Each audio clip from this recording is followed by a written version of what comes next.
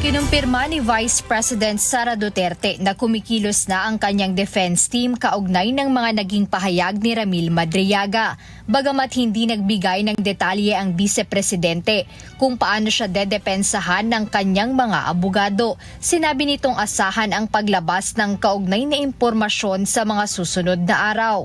Meron po kaming aksyon, hindi ko po masabi ngayon sa inyo dahil pinagbabawalan po ako ng mga abogado ko na magsalita dahil hindi ko po pwede sabihin kung ano yung gagawin ng abogado dahil baka daw maghanda yung mga nag-a-atake sa akin at nag-file ng kaso sa akin. So ayaw nila na bigyan ng tip, kumbaga, kung yung kabilang side kung anong gagawin. Pero sa susunod ng mga araw, may lalabas na balita dyan, malalaman.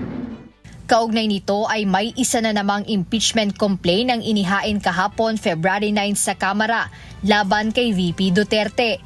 Ayon kay Attorney Michael Powa, isa sa mga abogado ng defense team ng pangalawang Pangulo, inaasahan na nila ang paghahain ng mga karagdagang reklamo laban sa Vice-Presidente.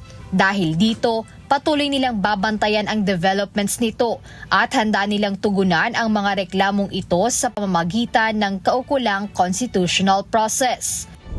Samantala, inamin ni VP Duterte na nililimitahan niya ang pakikipag-usap sa iba dahil ayaw niyang madamay ang mga ito sa kasalukuyang kontrobersya. Ayon sa kanya, tila nagiging target din ng kasalukuyang administrasyon ang mga taong nauugnay sa kanya. In fact, hindi ko na nga kinakausap yung mga senators.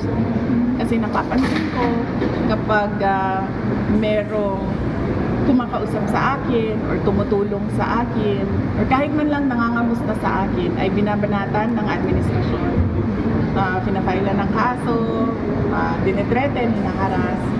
So, ang nangyayari sa akin ngayon ay hindi ako makikipag-usap sa mga tao para na lang maiwas sila sa init ng ulo ng administrasyon. Ganun din sa mga senators. Jed Neresina, UNTV News and Rescue. Diyos ang aming sandigan, serbisyo publiko ang aming pinahahalagahan.